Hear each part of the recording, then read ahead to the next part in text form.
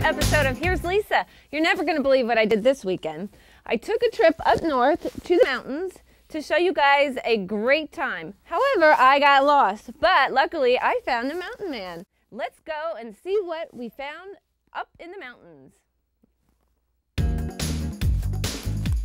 I see the sun's going down. I have no water, I have no shelter, and I'm not sure what to do. So, I'm in this situation. If you were in this situation, what would you do? Well, luckily today, I ran into a mountain man. This is Shane Hobel. Shane teaches, he's a professional instructor for wilderness survival and tracking. And he's going to help us learn how to survive. There's a couple things that Shane's prepared for us, and he's going to explain.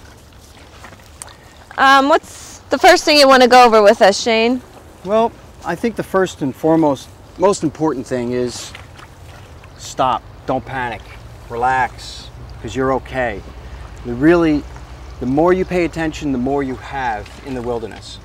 And I think that's the biggest problem. It is the #1 problem why people lose their way or worse, they end up dead or not found at all.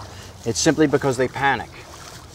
So I think if you settle down, take the time out to actually learn some of these skills, you'll be that much more comfortable in the woods in case of a situation like you ran into today. So this is stuff that anybody could learn. We have Phil Stallone here and Courtney Wilmer.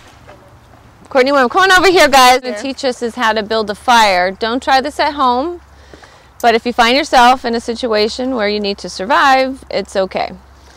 What I have in my hand is what's known as a bow drill. This is the bow. This is the spindle, which actually creates the friction against your fireboard. And these pieces were carved from the same piece of wood. This piece of wood here is just a piece of driftwood I found here on the beach.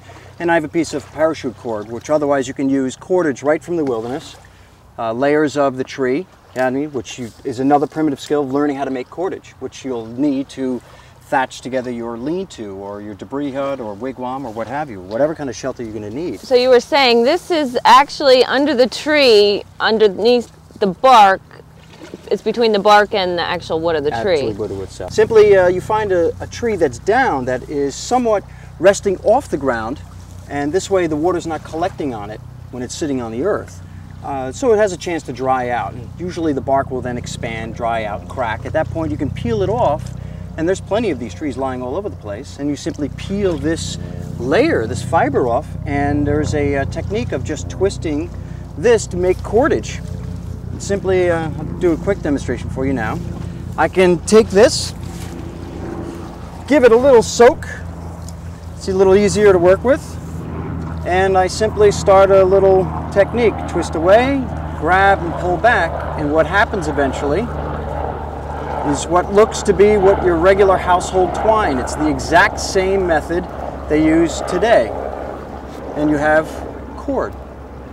Once you build enough of this, and of course you can make your bowstring or any other thatching material you may need. Kind of in a rush, and normally when I make fire it's kind of a beautiful moment.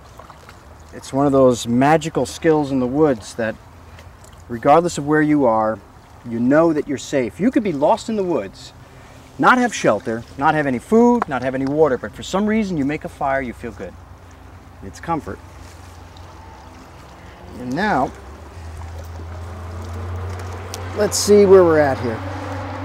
So you have a piece of wood there with 3 holes in it. Are those the knots of the... These are knocks or notches. And simply I'm taking the spindle, I'm going to use the bow, and it's going to create friction on the fireboard. It's going to burn off these little particles. It's going to fall onto this natural fiber here. Which is the tree. Or a jute line or any sort of cord. Or pieces of thistle.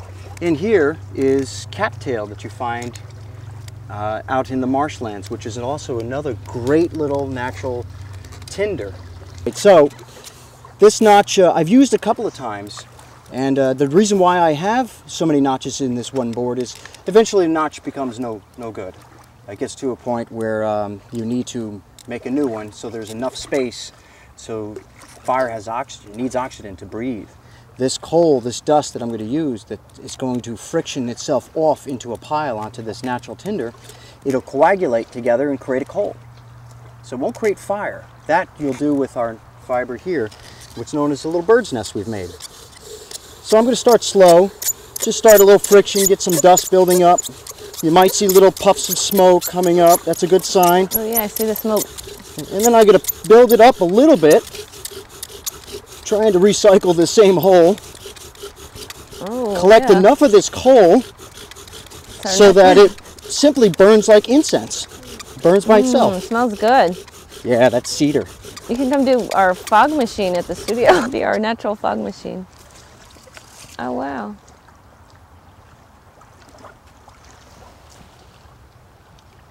Okay.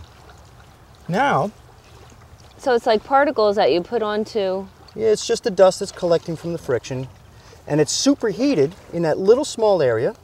And this coal we have, we don't have to panic. Oh no, we're going to run out. This coal will burn for about 8 to 10 minutes by itself. So I can collect a little wood, take a moment to rest. You certainly want to be wise about how much energy you're using while doing skills like this. You don't want to sweat, you don't want to get wet. You notice the sun behind us is going down. It's going to get cold in here, but we got fire going. So that's the actual wood in there? This is the dust, yeah. It's like taking sandpaper to a piece of wood. So what I've done now is I've placed it into this cadmium layer, and I'm going to gently fold it around so that it starts to surround that coal. Give a little moment of thanks for the knowledge that's been passed on. And breathe life into it. Wow, it smells so good. Oh my goodness. And now we have fire. Oh, that is awesome. So you take the time to prep the wood. It's in a teepee type frame, so the smaller sticks, the little guys, are going to burn first and slowly ignite the larger wood above it. Is that all dry sticks that you use? This, yeah, for the most part, of course. I took the time. I noticed that high tide is coming up. And my fire is close to the water's edge. It's going to provide me the light. Plus, I have coals. If I need to move, I have enough time where I can go further in, set up a fire or fire pit, and have the coals to start fire again. So as long as that's active, I'm good to go. Wow. And a classic fire like this will burn quite nicely. Another great step is to make this where your shelter is. Use the rocks from the river and place them near the fire, heat them up. Put them on the floor in your shelter and cover it over with a nice thin layer of dirt and maybe some pine needles. Wow. And it's wonderful insulation. It'll keep you warm all night long, even the coldest of months. Yeah. So how long would something like this burn for? Well, it depends on the type of wood that you're using. Start collecting about 200, 300 feet out. So you have that reserve next to you. It's all that wood for shelter, etc. It's kind of nice to hear a little twig snap by your shelter too in the middle of the night, right? Gets you aware of what may be lurking about. So, so once we have fire, it's not on the priority of the things to do. Shelter is the #1 thing. Everybody thinks it's fire, but if you don't have shelter to keep the fire out of the rain, then it's useless. Fire itself won't keep you warm, and you won't be able to stay up all night long to make sure that the fire is safe. So if it is raining or there's snow, shelter is the way to go. And so then you would make the shelter, and then you would dry the wood inside your shelter? There's also ways of other skills that you can find dry material in the wettest of areas. Okay. So it's just a matter of knowing what to look for. So that'd be another episode? That could be a whole other episode. But these are some just basic skills for today.